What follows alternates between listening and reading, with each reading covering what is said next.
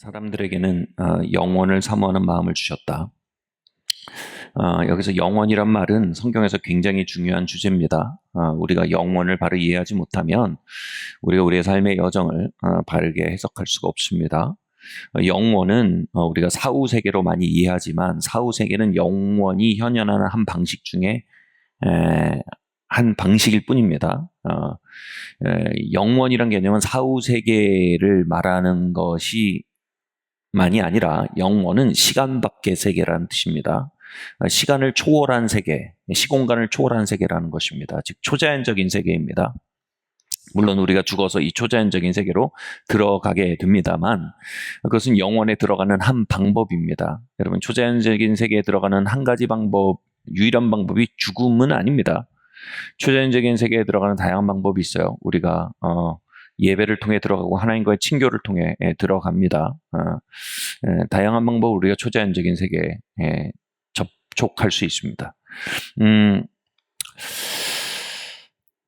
초자연적인 세계는 자연적인 세계를 잇게 한 원래의 세계입니다. 그리고 그 세계는 지금도 자연적인 세계보다 훨씬 더 우월한 세계로서 이 자연적인 세계에 영향을 미치고 있는 좀 더 우위에 있는 세계입니다. 주님은 창세전, 즉 영원에서 창세전이라는 말이 세상을 짓기 전이란 말일 뿐 아니라 영원이란 말을 의미하죠. 결국은 영원 안에서 저와 여러분을 택하셨습니다. 즉 그분은 한 사람 한 사람을 영원 속에서 계획하시고 디자인하시고 영원으로부터 이 땅에 창조하셨다는 것입니다. 여러분 부모님이 서로 만나고 또 여러분이 또 그 잉태되고 태어나는 과정은 그 영원에서 우리를 지으시고 우리를 존재하게 만들기 위해서 그 선택된 하나의 그 교통수단에 지나지 않습니다.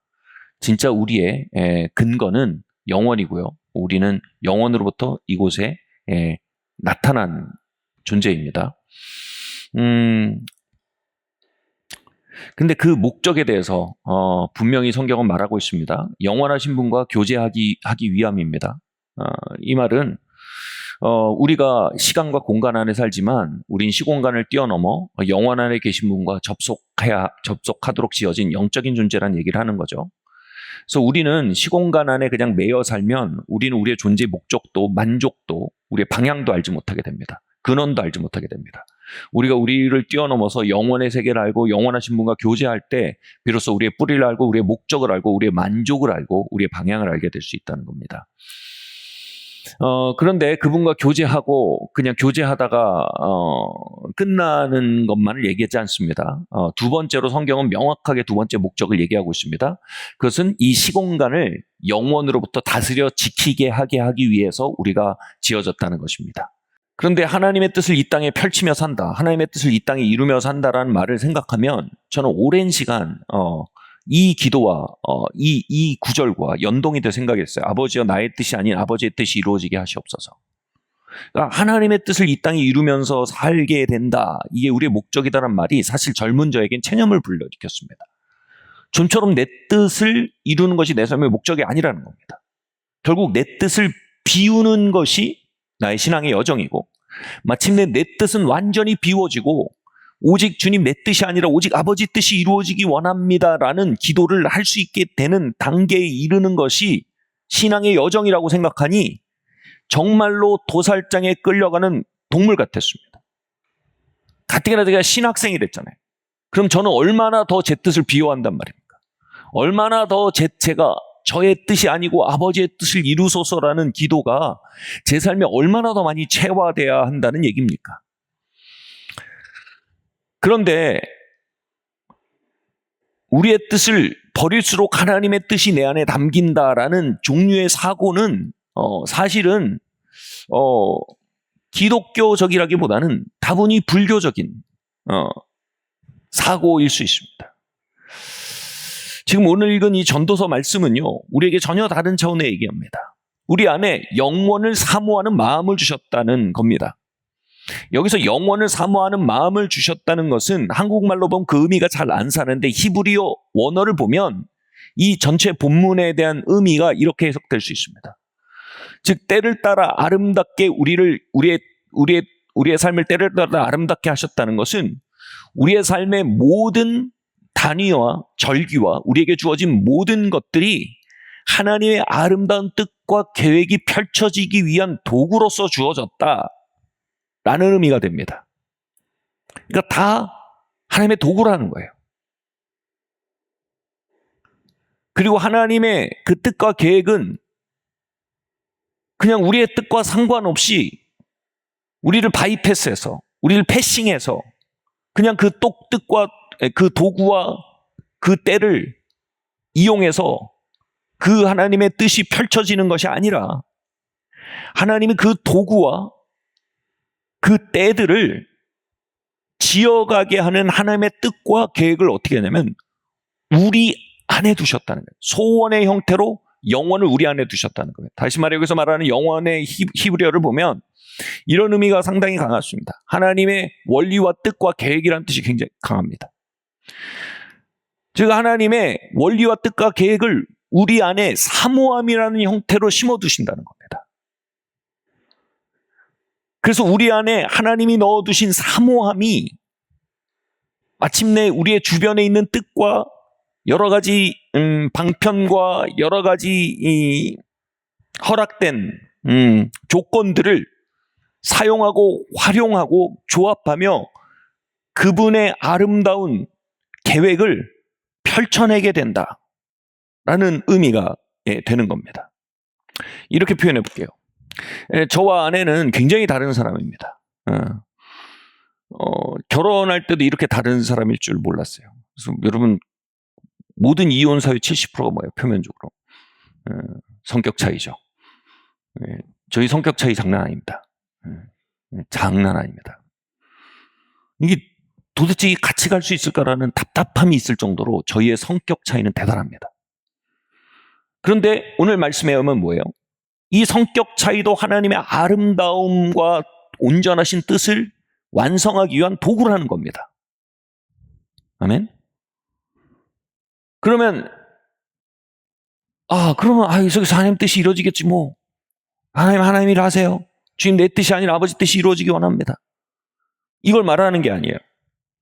하나님은 이 성격 차이란 도구를 사용해서 하나님의 아름다우심을 나타내기 위해 하나님이 가지신 계획을 제 마음에 소망의 형태로 넣으신다는 거예요. 제가 어느 날 하나님과 교제하고 하나님께 나아가는데 이런 마음이 들었습니다. 나는 너희 부부를 선택했다.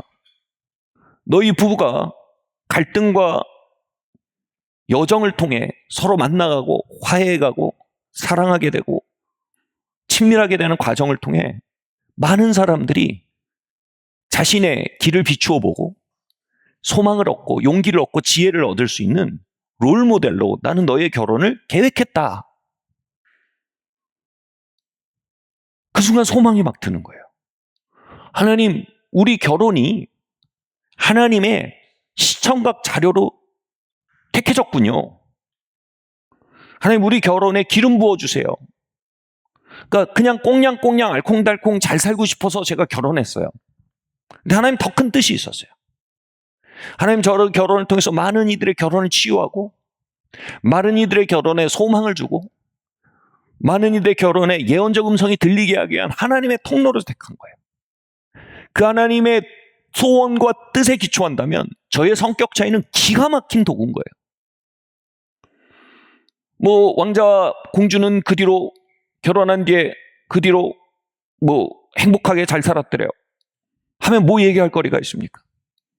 지고 볶고 산 넘고 바다 건너고 모터보트 타고 물 건너고 이렇게 해서 서로 만나가는 과정, 그 속에 하나님과 동행하는 과정, 그 이야기, 그 속에서 하나님이 가져오는 돌파와 회복의 이야기들이 그것이 비로소 사람들의 결혼 안에 말할 수 있는, 역사할 수 있는 하나님의 간증과 하나님의 능력과 영감의 그릇이 될 수 있는 거죠.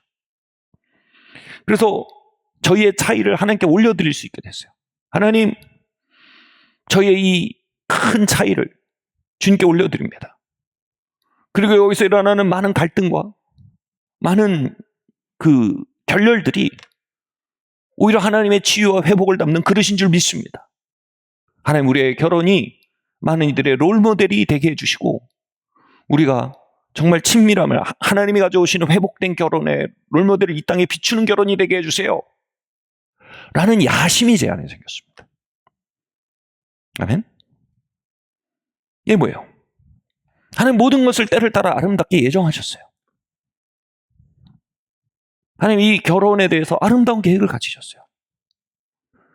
그런데 제가 하나님의 뜻과 계획을 제 마음으로, 그 영원 속에 있었던 계획을 제 마음으로 사모하게 되기 전까지는 사람으로서는 뭐라고요? 그 시종을 측량할 수 없게 하셨어요. 도대체 왜 우리는 이렇게 다른가? 왜 우리는 이렇게 하나도 맞는 게 없나? 이런 생각도 들 수 있어요. 이게 측량할 수가 없는 거예요. 이해가 안 되는 거예요. 그런데 어느 날 하나님이 제 마음속에 있는 소망을 이렇게 끌어올려 주시니까 하나님의 마음이 보이는 거예요. 영원 속에 있던 그분의 계획이 제 마음속에 있는 소망이랑 공명하기 시작한 거예요. 아직도 저는 그 기도가 제 안에 큰 소망입니다. 하나님 우리 부부를 사용해 주십시오. 소망이 꺾이는 부부들에게 소망의 불을 붙이는 관계가 되게 해주십시오. 이제는 이 결혼이 제가 그런 생각이 들어요. 이게 하늘나라 공공재구나. 이게 내 마음대로 하는 내 사적인 프라이빗한 영역이 아닌 거예요. 하늘나라 공공재인 거예요. 이게 삼자 관계구나. 아내와 나와의 관계일 뿐 아니라 성령님의 꿈이 담겨있는 결혼이구나. 여러분 이처럼요. 우리의 삶의 크고 작은 요소들은 모두 그분의 계획과 목적을 담아내기 위한 그릇으로 주어졌다라는 게 오늘 본문의 말씀입니다. 가슴이 그냥은 자연적으로 답답하게 보일 수 있다는 겁니다. 이게 뭐예요? 시종을 알 수 없게 하셨대요. 자연적으로. 그냥 생각하면 그냥 잔인한 우연 같기도 하고, 그냥 생각하면 그냥 확률의 결과로 펼쳐지는 인생 같고, 그냥 생각하면 도대체 이 뒤에 뭔가 선한 뜻이 있을 거라고 보여지지 않는 삶의 정황까지도, 그때까지도 뭐라고요? 하나님 모든 것을 아름답게, 때를 따라 아름답게 하셨대요. 그리고 그 모든 것을 아름답게 만들어가기 위한 과정으로서 뭐예요? 우리 안에 영원 속에 가지셨던 그분의 계획과 뜻에 대한 것이 공명하도록 하신대요. 먼저 그 공명하는 형태가 뭐라고요? 사모함이랍니다. 사모함이 일어나게 한다는 겁니다. 꿈을 갖게 한다는 겁니다. 무언가를 향한 갈망을 갖게 된다는 겁니다. 그리고 그렇게 꿈을 가진 사람, 갈망을 가진 사람, 그들과 함께 그 삶의 챕터들을, 우리에게 주어졌던 다양한 널브러져 있는 듯해 보이는 돌조각처럼 보이는 우리의 삶을 함께 지어 올려 아름답게 해가시는 게 하나님의 방식이라는 겁니다. 아멘. 성격 차이에도 하나님의 뜻이 있듯, 부족 안에도 하나님의 아름다운 계획이 있을 것입니다. 부족 안에도 하나님의 계획이 있듯, 당장의 장애물과 난관 속에서 하나님의 뜻과 계획이 있다는 것입니다. 그런데 이것이 하나님의 뜻과 계획이 있다는 말을 굉장히 많이 오해하는 게 뭐냐면, 이런 말을 쓰면 우리도 모르게 수동성과 체념을 갖게 된다는 겁니다. 하나님의 뜻을 하시겠지. 하나님이 하나님의 뜻을 이루신데 어떻게 되겠지. 우린 모르겠지만 그분이 아시지. 신앙 같지만 수능적 체념이 그 속에 있다는 겁니다. 오늘 본문 말씀이 말하는 건 뭐예요? 거기서 하나님은 하나님의 뜻을 감춰놓는 분이 아니라는 겁니다. 너는 모르는데 나는 아니까 잠만 말고 따라와라. 나는 주인이고 너는 종인데 네가 다 알면 네가 주인이지 종이겠냐? 입 다물고 따라와라. 이런 개념의 삶으로의 초대가 아니라는 겁니다. 하나님이 하나님의 계획을 우리에게 나눠주신대요. 아멘. 근데 그것을 나눠주시는 방법이 선명한 이해력으로 나눠주시는 게 아니라, 그것을 나눠주시는 방법이 무슨 이만한 설계도를 그려서 우리에게 나눠주시는 게 아니라 뭐라고요? 그 영혼과 공명하는 소원이 우리 안에 일어나게 하신다는 겁니다. 아멘. 여러분, 소원이 일어나는 게 뭐예요? 능동적이 됩니다. 내가 그것을 소원하면요, 그것에 대해 능동적이 됩니다. 그것을 이루기에 움직여가게 됩니다. 그것을 위해 이루기에 두드리고 구하고 찾기 시작합니다. 하나님의 소원이 우리 안에 공명하며 내가 그 속에서 하나님의 방법을, 하나님의 방향을, 이건 순종이 아니에요. 조화예요. 하나님의 소망이 나의 소망이 돼서 그분의 심장과 나의 심장이 조화되는 거예요. 공명하는 거예요. 그리고 그렇게 함께 하나님과 우리의 심령이, 우리의 소원이 함께 동역해 나갈 때 그 속에 우리의 모든 것들이 아름다워져 갈 수 있다는 겁니다. 우리 자연적인 지성으로는 그 뜻을 알 수가 없습니다. 그런데 우리 안에 알 수 없는 소원과 열망과 배고픔을 통해서 우리는 우리도 모르는 사이에 그 삶의 챕터를 항해하게 되는, 그리고 그 나침판을 사용해서 항해하게 될 때 마침내 그 삶의 챕터를 하나님의 아름다움과 선하심과 아름다우심을 드러내는 완성된 이야기로 써갈 수 있는 하나님의 동역자가 되게 된다는 것입니다. 여러분, 소설을 보면 다 그렇죠. 시작, 발단, 전개, 위기, 그리고 절정, 결말. 보통 이 발단, 전개, 여기는 어떻게 돼요?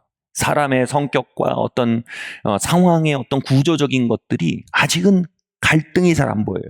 문제가 안 보여요. 근데 그게 전개되면 어떻게 돼요? 그 안에 있는 필연적인 문제들과 갈등들이 발전되면서 이게 수면 위로 드러납니다. 그러다가 소설이 끝나는 경우가 없죠. 그럼 뭐예요? 거기서 절정부가 나옵니다. 절정부는 뭐예요? 주인공이 거기서 그 갈등과 한계를 풀어내는 어떤 솔루션을 가지고 일어납니다. 그리고 마침내 그 갈등과 문제들이 맞물려서 일어나고 있는 구조 속에서 주인공의 존재가 절묘한 마지막 피스가 되죠. 마지막 조각이 돼요. 그래서 그림이 완성이 됩니다. 그래서 완성이 뭐예요? 갈등으로 보이고 문제로 보였던 그 그림이 주인공이랑 한 조각 피스가 드러남으로 말미암아 굉장히 아름답고 평화로운 전체 그림이 완성되면서 끝납니다. 그 한 사람이 누구예요? 바로 꿈꾸는 사람이라는 겁니다. 그 속에서 하나님의 마음과 공명하는 소망을 갖게 된 사람이라는 겁니다. 하나님이 이 결혼을 세상의 빛으로 사용하기 원하시는구나. 우리 결혼이 많은 사람에게 소망이 됐으면 좋겠다. 우리가 지지고 볶고 이러고 있는 과정 속에도 분명히 하나님의 호흡이 이 안에 있을 거다. 이 하나님의 솔루션이 우리가 찾아지면 단순히 그것은 우리의 평화가 아닌 많은 사람의 치유를 가져오는 솔루션이 될 거야. 이런 이상한 열망, 이상한 소망, 이상한 기대가 일어나는 사람들이 있다는 거예요. 그게 여러분이 되기를 바랍니다. 아멘. 우리 집안은 이런 집안이고 이런 집안이고 이런 집안이지, 그래서 뭐 어쩌겠어.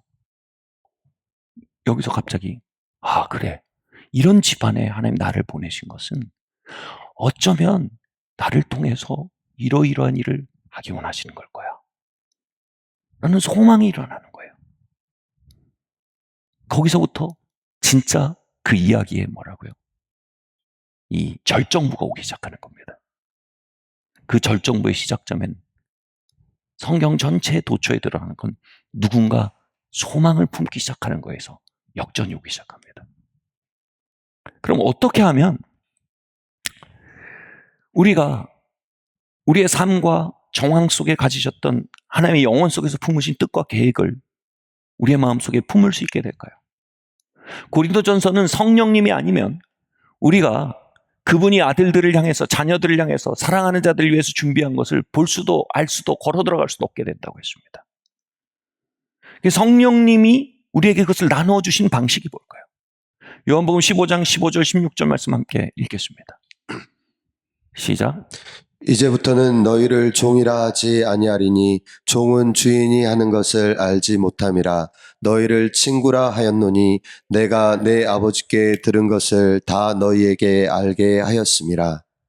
너희가 나를 택한 것이 아니요 내가 너희를 택하여 세웠나니 이는 너희로 가서 열매를 맺게 하고 또 너희 열매가 항상 있게 하여 내 이름으로 아버지께 무엇을 구하든지 다 받게 하려 함이라.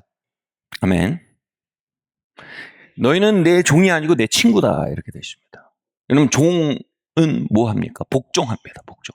복종은 뭐냐면 그냥 그 말 말고 따라와라. 까라면 까라. 이겁니다. 야, 중요한 건 네 뜻이 아니고 내 뜻이다. 네 뜻 자꾸 말하지 말고, 자꾸 네 뜻 주장하지 말고 내 뜻 따라라. 즉 주인의 뜻과 나의 뜻이 부딪혀서 내 뜻이 꺾이는 구조가 종과 주인의 구조입니다. 다시 말해 종과 주인의 구조에는 필연적으로 체념이 있습니다. 그런데 주님이 새롭게 제시하는 관계 구조가 있어요. 뭐냐면 친구라고 하십니다.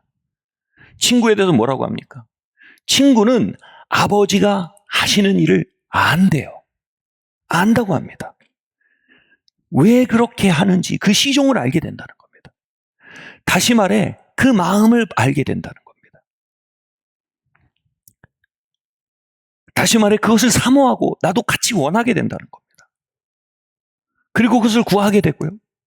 그것을 두드리게 되고 함께 달리게 되고 함께 동역하게 된다는 겁니다. 그것에서 꿈꾸고 사모하게 된다는 것입니다. 그것을 원하고 바라고 구하게 된다는 것입니다.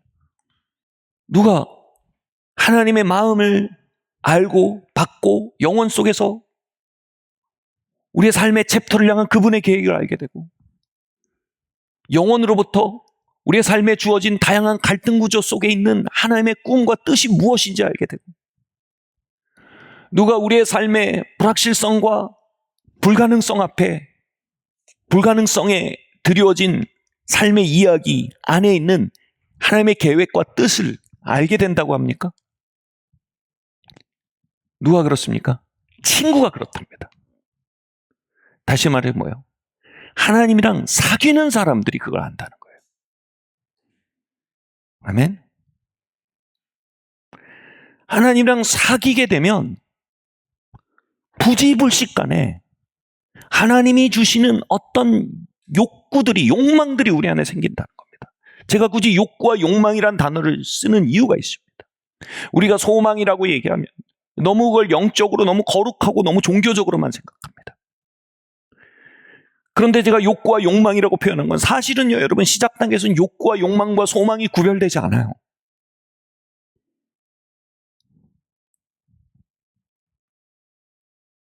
결론적으로 그것이 소망과 욕망으로 구별되는 것이지 시작 단계에서 그게 구별이 안 됩니다.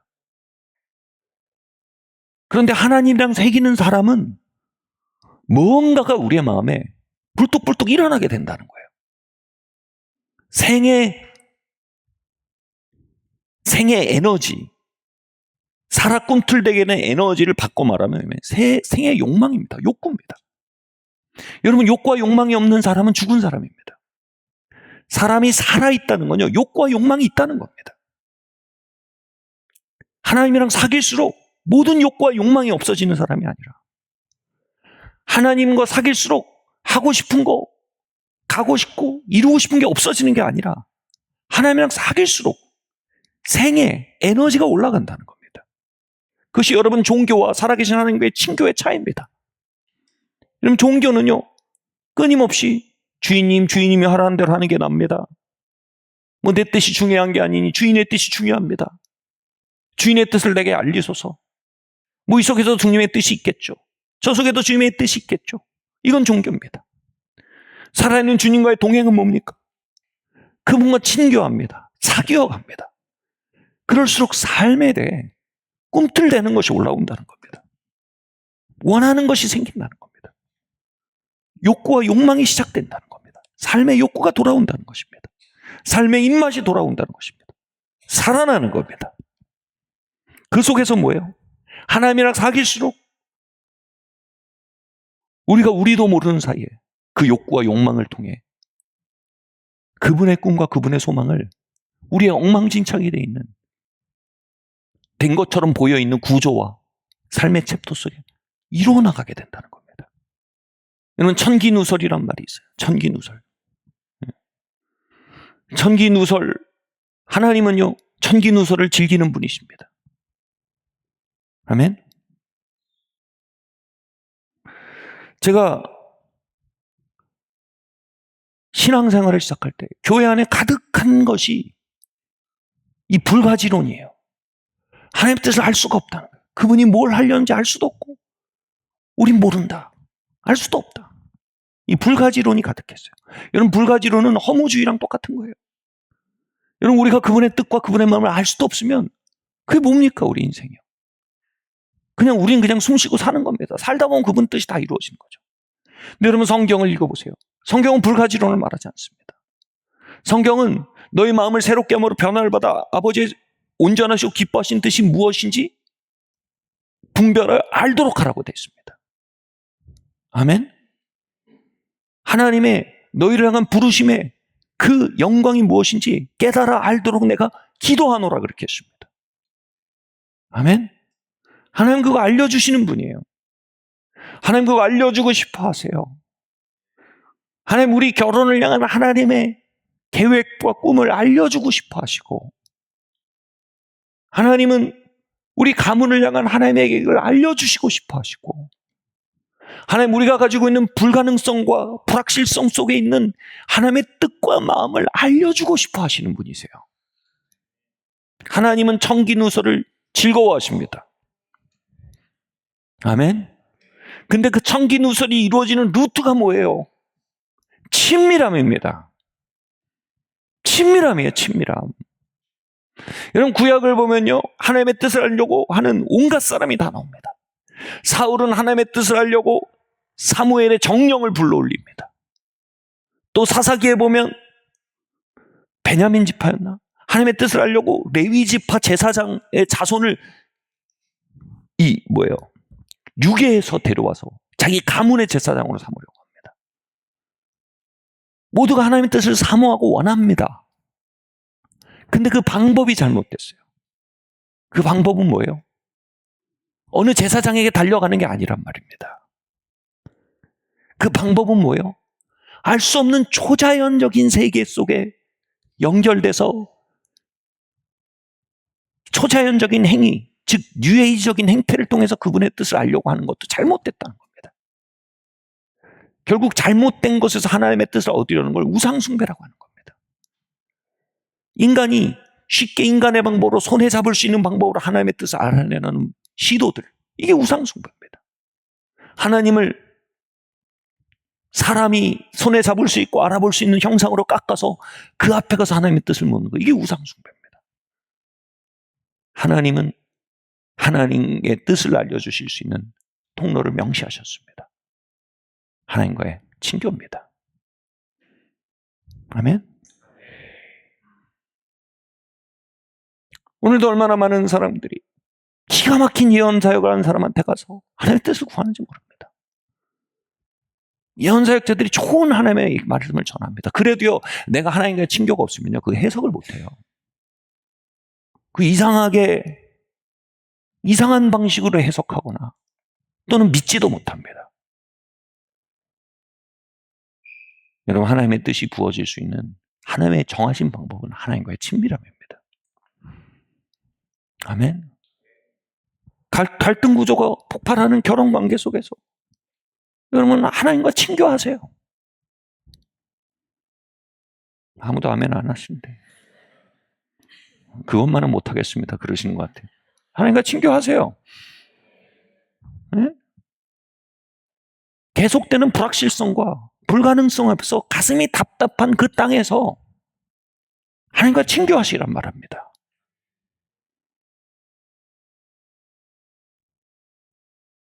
마치 탈출할 수 없는 감옥처럼 계속되는 가문의 어떤 특정 패턴들 안에서 나도 그것을 똑같이 반복하면서 하는 듯한 답답함과 낙심의 삶의 자리에서 뭐 어떻게 하라고요? 하나님과 친교하시란 말입니다.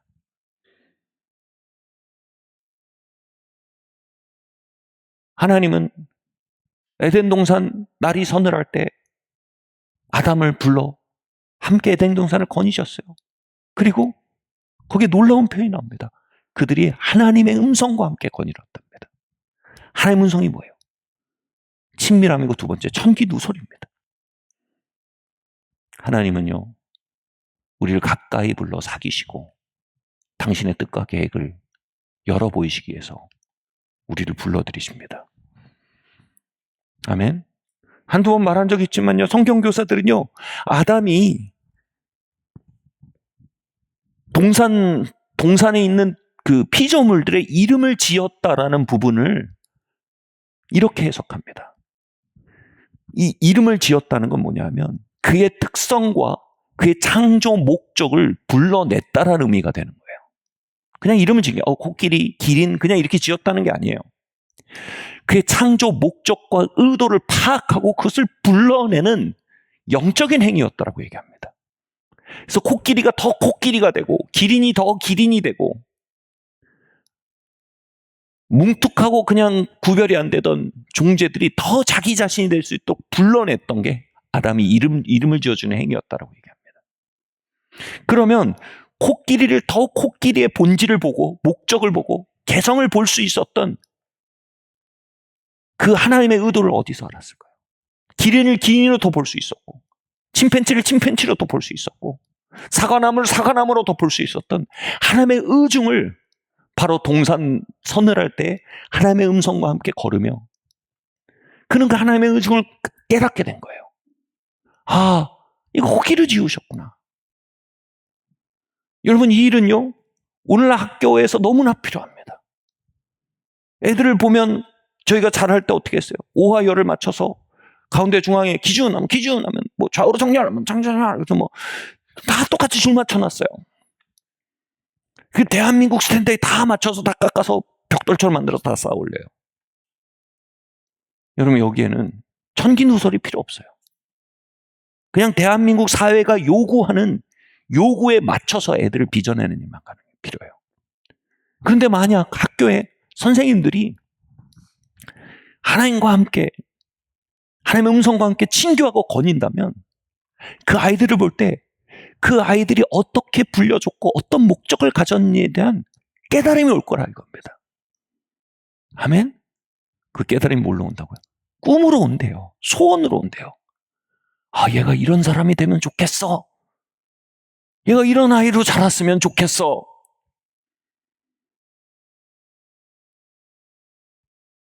물론 이것이 학교가 아니라 가정에서 이루어져야 될 일이죠.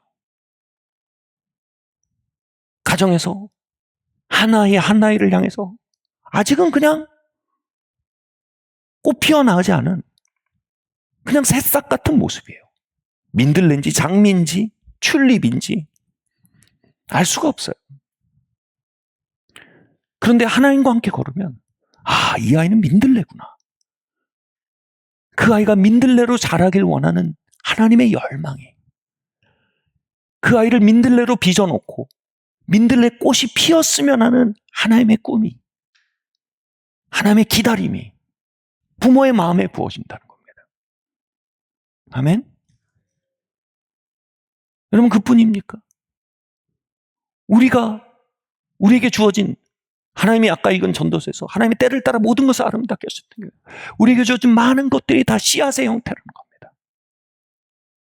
그 꽃을 충분히 피우지 못하고 아직 충분히 열매 맺지 못한 그냥 검은 덩어리밖에 안 보인단 말입니다. 그런데 하나님과 동행할수록 그 안에 있는 본질이 보이고 목적이 보이고 그것을 피워냄을 말미암아 하나님의 아름다움을 이 땅에 나타내고 하나님의 선하심을 이 땅에 드러내기 원하는 하나님의 진선미로 이 땅을 채우고자 하는 하나님의 소원이 우리 안에 들어차게 된다는 것입니다.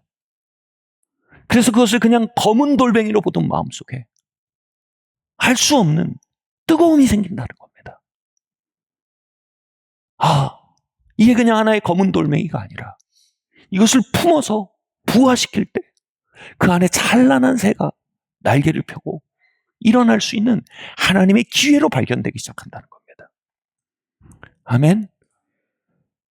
그래서 우리에게 주어진 삶은 모두가 씨앗이요, 모두가 알이요, 모두가 기회요, 모든 것이 잠재태로 아직 잠들어 있는 조립식 부품이라 이겁니다. 누가 그것을 꽃피워내고, 누가 그것을 불러내고, 누가 그것을 부화시키고, 누가 그것을 조립시켜 완성한다고요? 하나님과 친교해 가는 사람들은요, 하나님이 그것에 두실 때 가지셨던 그 완성된 모습에 대한 열망을 내가 갖게 된다는 겁니다.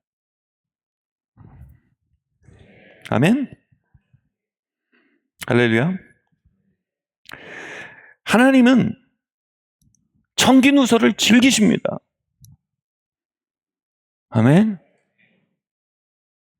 그런데 그 청기누설에 대한 하나님의 통로에 대해서 명확히 하셨습니다. 나의 친구들입니다. 나의 친구들에게 내 것을 보이겠다. 마음을 새롭게 함으로 변화를 받아 나의 선하시고 온전하시고 기뻐한 뜻이 무엇인지 너희가 깨달아 알기를 바란다. 아멘. 이걸 우리가 얘기하는 거예요. 하나님의 뜻이 아닌 게 없다고요. 다시 말해 소망을 담지 못할 만한 것이 아무것도 없다는 거예요. 이 모양으로 만든 게 하나님의 뜻이란 뜻이 아니에요. 그 모양 속에도 하나님의 선하시고 온전하시고 기뻐하시는 기대가 있다는 겁니다. 모두가 미완의 상태이며 모두가 피어나지 않은 곳이며 모두가 부화되지 않은 알이며 모두가 완성되지 않은 조립식이라는 거예요. 그리고 그 모든 것은 오직 하나님과 함께 꿈꿀 줄 아는 자들만이, 할렐루야, 하나님과 함께 꿈꿀 줄 아는 자들만이 그것을 불러낼 수 있다는 겁니다.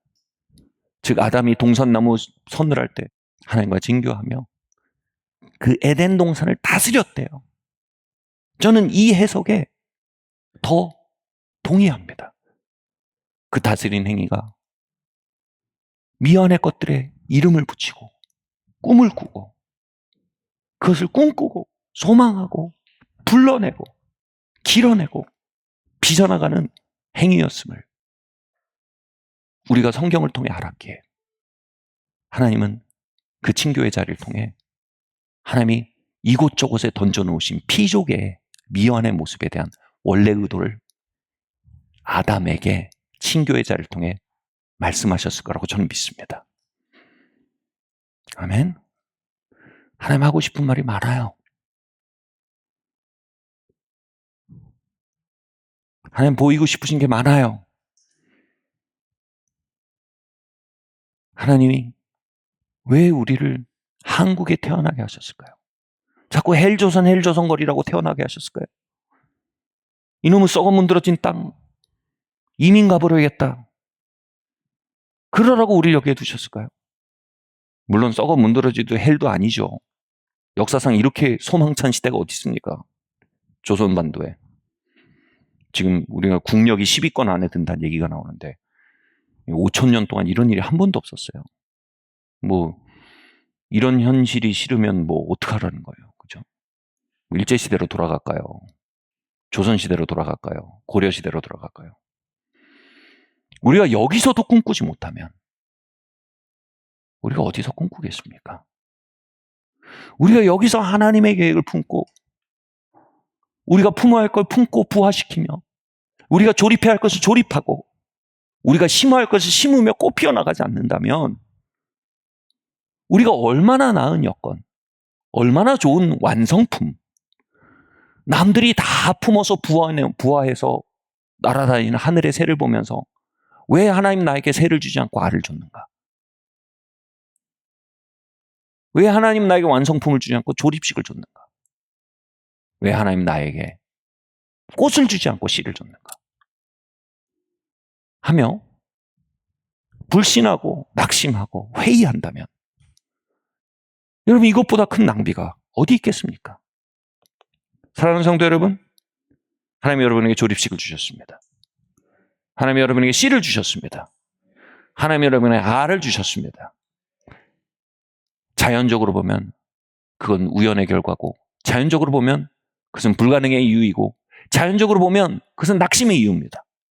그런가 하나님과 교제하며 영혼의 차원에서 우리가 바라보기 시작한다면, 여러분, 그것은 모든 때를 따라 아름답게 지으신 하나님의 절묘한 배치드림을 우리는 발견하게 될 것입니다. 우리에게 부족한 것은 기회가 아닙니다. 우리에게 부족한 것은 초자연의 감각입니다. 우리에게 부족한 건 여건이 아닙니다. 우리에게 부족한 것은, 우리에게 필요한 건 더 나은 배우자가 아닐 겁니다. 우리에게 부족한 것은 더 나은 기회가 아닐 수도 있습니다. 우리에게 부족한 것은 그분과의 동행일 수 있습니다. 아멘. 우리에게 부족한 것은 그분과의 친교일 수 있습니다. 우리에게 부족한 것은 천기누설의 기회들일지 모릅니다. 우리가 그것을 발견할 때 뭐예요? 마침내 하나님을 목말라 하기 시작합니다. 창조신앙이 이겁니다. 그분의 주권에 대한 섭리신앙이 이것입니다. 그리고 구속신앙, 하나님 만물을 새롭게 하시고 그 새롭게 하는 과정으로서 교회와 성도를 선택했다는 게 이게 구속신앙입니다. 여러분, 구속신앙이 이겁니다. 우리의 창조신앙도 섭리신앙도 구속신앙도 부정하고 나면 우린 사실상 이교도로서 이 땅을 사는 것입니다. 여러분, 주기철 목사님 때는 고문을 통해서 신앙을 부정함으로 이교도가 됐습니다. 그러나 허무주의와 유물론이 펼치는 이 시대 속에서는 우리의 삶을 향한 섭리신앙을 부정하고, 우리의 삶을 향한 구속신앙을 부정하고, 우리의 삶을 향한 창조신앙을 부정함으로 말미암아 우린 이교도로서 이 땅을 걷게 됩니다. 여러분, 오늘 이교도의 심령으로 걸어 들어온 분이 있다면, 성도의 심령으로 걸어나간 일이 있길 예수님과 축원합니다.